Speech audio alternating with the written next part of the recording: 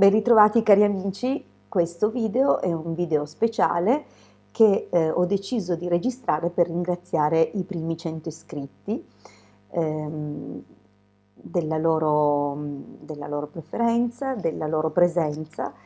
Sono molto molto contenta perché è un po' come se vedessi questa famiglia crescere e dunque per ringraziarvi ho deciso di raccontarvi qualche storia, diciamo le leggende che mi piace raccontarvi, che dovete sempre prendere con- con le molle, diciamo così, fate finta che non siano vere e sedetevi e ascoltate. Sono tre le storie che vi racconterò, sono tutte storie che hanno un fondo comune e ho scelto questo fondo comune perché prendiate consapevolezza che questo mondo, il mondo in cui noi siamo immersi e in cui viviamo, è governato, lo sapete, è basato, diciamo così, sulle leggi divine e a far sì che le leggi divine prendano compimento e vengano rispettate, ci sono tutta una serie di gerarchie e di intelligenze che lavorano appunto in questo senso. Queste intelligenze si occupano di qualsiasi aspetto del nostro vissuto, sia emotivo che fisico. Poi via via ci sono le intelligenze sempre più alte che regolano anche lo sviluppo, diciamo così, della spiritualità dell'umanità, ma ce ne sono altre che poi sono più vicine a noi, sono più, come dire, immerse nel quotidiano e nei mondi materiali. Talvolta è possibile entrare nelle grazie di qualcuna di queste intelligenze o anche detti geni. Talvolta capita spontaneamente, nel senso non facciamo nulla di particolare o almeno così appare, per attirarci le loro simpatie. In altre occasioni faremo tutto un percorso di consapevolezza e arriveremo a chiamarle intenzionalmente, ma in altre occasioni può anche essere che ci restino dietro o attaccate perché hanno, come dire, un accordo con la nostra anima e comunque sono assoggettate a quello che può essere già un accordo stipulato precedentemente. Ehm, Non parlo di patti, perché i patti sono un'altra cosa e si stringono con le entità del basso astrale. Io sto parlando proprio di opera di servizio, cioè ci sono alcune entità, soprattutto quando l'anima è particolarmente sviluppata, che prendono a cuore quest'anima e la seguono in modo molto, molto diretto. Comunque veniamo a queste storie. Prendete i popcorn, sto scherzando. Allora, cominciamo dalla prima. La prima vede come protagonista una Renault 5.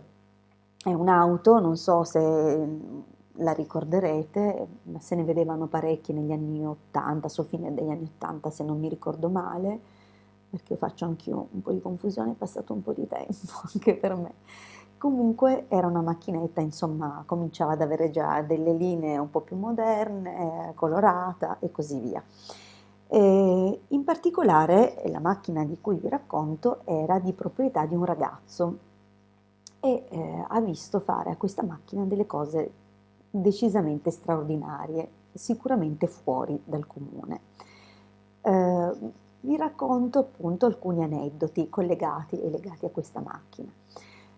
Praticamente questo ragazzo andava a lavorare molto presto al mattino e gli era capitato, non so se a voi con le gomme di una volta non capitava mai, che queste gomme si bucassero. E gli era capitato in un paio di occasioni appunto che gli accadesse di accorgersene al mattino, quando a quell'ora così presto non c'era un gommista a disposizione. andava a lavorare verso le 6 del mattino, dunque è impossibile trovare gommisti che aprano apposta, nemmeno se si è il figlio del gommista, sì, ti fanno una riparazione a quell'ora. Comunque, scoraggiato e un fervente credente di Gesù, entrava dentro la macchina e chiedeva: Gesù, fai il miracolo.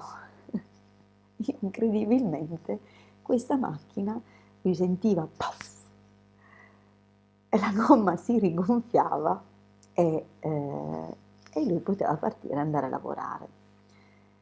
E sembra incredibile, ma è così, gli è successo più di una volta. In un'altra occasione, sempre questa macchina si è dimostrata molto galante. Avveniva infatti che all'uscita dal lavoro magari qualcuno dei suoi colleghi avesse bisogno di un passaggio e quando appunto si approssimavano alla macchina era come se riconoscesse l'arrivo di questo ragazzo che era il suo proprietario e apriva gli sportelli. Cioè stiamo parlando di una macchina che sul finire degli anni '80 non aveva nessun automatismo, non c'erano tastini che permettessero questa funzione, dunque chiunque vedeva compiersi questa cosa restava decisamente, notevolmente impressionato, eh, neanche poco timoroso di salirci sopra a bordo. In altre occasioni questa è stata proprio eclatante. Questa macchina è stata oggetto di uno scherzo. In realtà lo scherzo era rivolto chiaramente a questo ragazzo e vi racconto cosa è successo. Dunque lui si parcheggia, non la chiudeva nemmeno, non c'era neanche bisogno di chiuderla, primo perché era un paesino tranquillo, secondo perché comunque non pensava mai più che qualcuno potesse prendergliela. Ad ogni modo lasciava perfino le chiavi nel quadro. Andava, dunque si reca al lavoro e a un certo punto nel pomeriggio, perciò non stiamo più parlando della mattina, lui non aveva più la macchina sott'occhio da un bel po', nel pomeriggio però passando da una vetrata, combinazione, in quel momento vede una macchina quasi identica alla sua che scende da dei tornanti proprio, che erano visibili proprio dalla finestra del posto di lavoro. Dunque questa cosa lo sorprende e dice, ah, che sembra la mia macchina, è uguale. Però è stato un pensiero perché dentro di sé era sicuro che la macchina fosse parcheggiata proprio nel parcheggio sotto il posto di lavoro. Ma non fu il solo a vedere questa macchina tornare indietro da sola.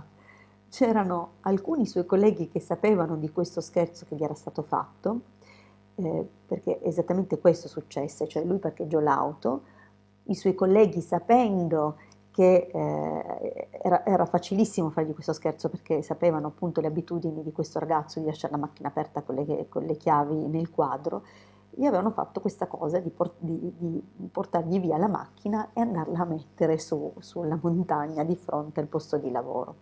Il problema fu che questa macchina se ne tornò indietro da sola e dunque lo scherzo non funzionò perché lui quando scese la ritrovò lì. Ma chi era con lui impallidì, primo perché l'aveva vista scendere e non poteva credere ai suoi occhi averla vista senza guidatore che veniva giù per la montagna da sola. E secondo perché poi vedendola lì parcheggiata capiva che, cioè consapevole di quello che era stato fatto, capiva che c'era qualcosa di sovrannaturale in quest'auto, al punto che fu soprannominata la mamma a quattro ruote, in onore appunto di una serie televisiva che era in voga, penso negli anni '70, che parlava proprio di una macchina straordinaria che faceva delle cose particolari. Dunque è chiaro che non era Gesù a gonfiargli le gomme dell'auto, così come non era Gesù ad aprire lo sportello. Si tratta qua di qualche genio che si era agganciato, probabilmente qualche genio collegato appunto alle tecnologie, alle automobili, alle vetture, queste cose qui, e, ehm, e aveva trovato appunto questo canale per manifestarsi. Ad ogni modo, purtroppo, questo ragazzo, per motivazioni personali, doveva poi lasciare l'Italia e non era più in grado di tenersi la macchina, primo perché non poteva portarla con sé e secondo perché appunto sapeva di star via per un lungo tempo e dunque non si sentiva nemmeno di tenerla ferma. La mise in vendita, effettivamente la macchina fu acquistata, nonostante tutti i suoi colleghi continuassero a dirgli ma no, quella macchina non ha prezzo, no, no, non puoi venderla, è impossibile. Invece poi lui la vende e parte.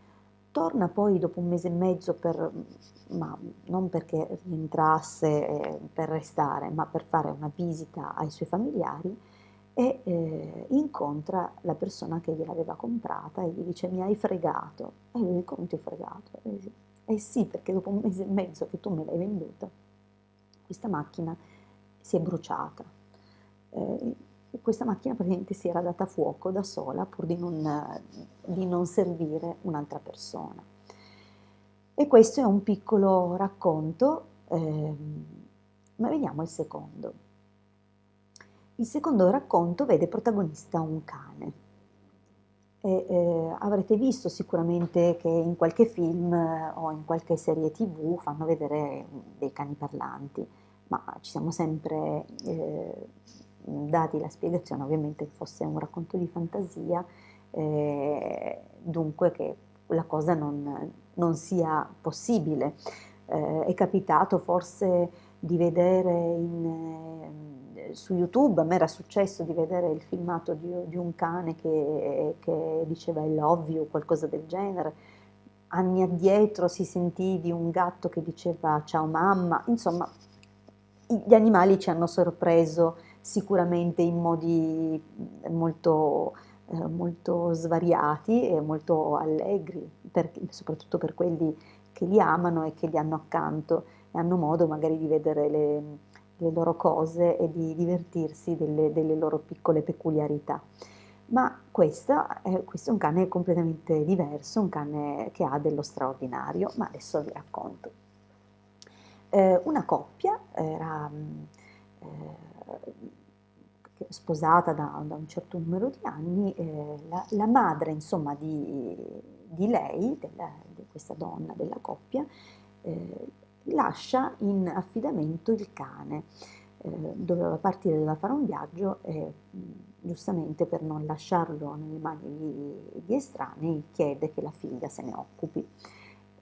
La figlia accetta, amante degli animali, dunque non ha nessun tipo di problema a tenere il cane della madre.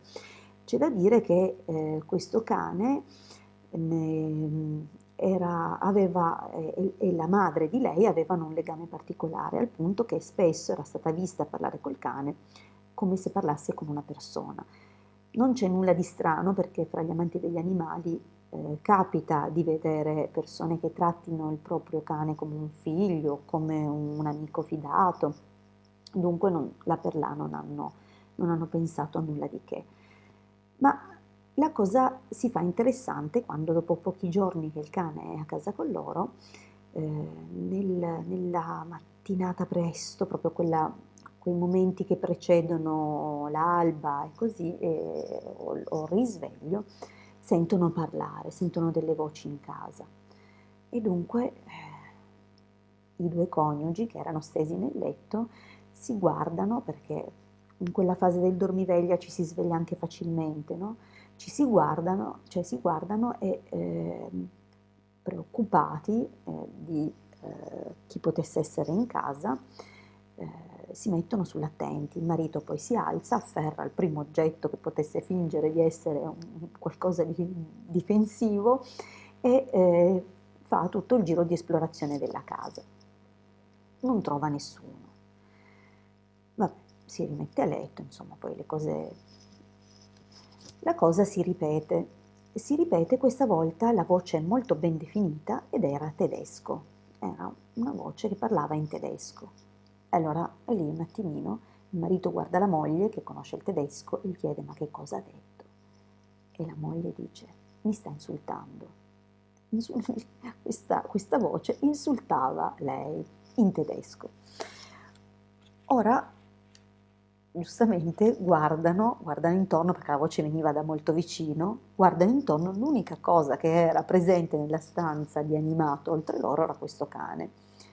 E dunque loro lo guardano e questo continua a parlare e capiscono che era il cane a parlare. E dunque, come vedrete, al di là dei film, succede qualche raro caso che un'entità o qualcuno possa prendere possesso di un corpo e usarlo come veicolo, in particolare il corpo degli animali può essere posseduto anche da persone che abbiano sviluppato queste facoltà di dominio psichico. Esistono proprio una serie di esercizi che sono collegati al trasferimento di coscienza, ma che chiaramente sono esercizi che vanno fatti poi dopo un determinato percorso e dunque non sorvoliamo in questo momento, non siamo pronti, ma è qualcosa che è possibile non solo da appunto cioè esseri umani che abbiano sviluppato appunto questa capacità di controllo, ma anche è possibile che appunto gli animali si facciano veicolo di entità o di intelligenze, di geni, magari geni terrestri, ecco, che sono più collegati a questo piano vibratorio. Un ultimo racconto, sempre per ringraziarvi di ascoltarmi quotidianamente, vi delizio con un'ultima storiella, la storia di una zucca che scompare. È una storia molto breve perché non è che abbia un senso in sé o una cosa, era soltanto un segno, il segno che riceve questa persona della presenza appunto di qualcuno che la veglia ed è con lei. Dunque si tratta di una zucca molto grande, una zucca di 26 kg, immaginate quelle grosse, che, che sono anche difficili da afferrare, non una cosa facile, ingombranti, non sto parlando di quelle zucchette da intagliare ad Halloween, sto parlando di una zucca notevole e che con grossa fatica era stata messa in un corridoio, tra l'altro una casa su più piani, perciò neanche il corridoio a pian terreno, un corridoio al primo piano. Dunque c'era anche stata una certa fatica nel salire le scale con questa zucca in braccio che rischiava di cadere da tutte le parti e poi l'attenzione e la cura nel posarla a terra. Dunque c'è questa cosa, cioè questa zucca viene portata lì da un uomo e la moglie poi gli chiede appunto, ma scusa, ma la zucca, ma non l'avevi messa lì? Ma dove te la sei ripresa? Cioè te la sei portata via? Dove l'hai messa? L'hai tolta da lì? E altro, ma dopo tutta la fatica che ho fatto a portarla qua ti sembra che avessi ancora desiderio di portarla da qualche altra parte? No, e io l'ho lasciata lì. Questa zucca non c'era, tra l'altro sono passati proprio sul punto in cui l'avevano appoggiata perché non si capacitavano di come fosse sparita. E, eh, e la cercano su tutto il piano perché non riuscivano a credere che messa lì non ci fosse più. E mentre fanno per cercarla e tornano nel corridoio, questa zucca è di nuovo lì. Eppure loro erano passati là sopra e non l'hanno certo pestata senza vederla, una zucca di 26 kg.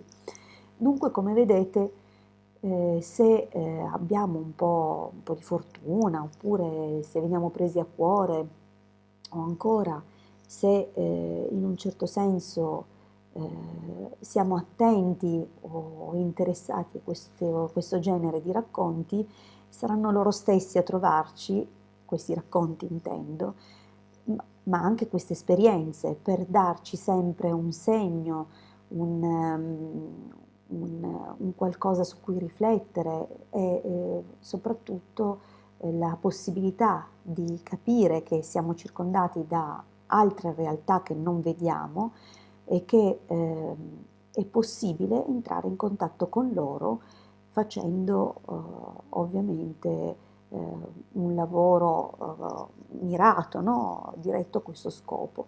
C'è chi riesce a farlo in modo naturale. Ricordo che di naturale c'è poco, tutto quello che noi otteniamo ce lo siamo sudati, e dunque chi lo fa in modo naturale è perché è un cammino che ha intrapreso ben prima in altre esistenze, in altre vite. Dunque non vi scoraggiate mai, se il vostro desiderio è quello di percepire i mondi extrasensibili, se il vostro desiderio è quello di elevarvi spiritualmente e moralmente, allora lavorate senza posa, perché l'obiettivo, se è chiaro, è sempre raggiungibile. È chiaro anche che non ci si deve arrendere, si deve lavorare sodo. Intanto vi ringrazio, lo scopo era quello di allietarvi un po', di darvi uno spaccato su come funzionano e su quali tipi di esperienze possiamo vivere quando appunto queste entità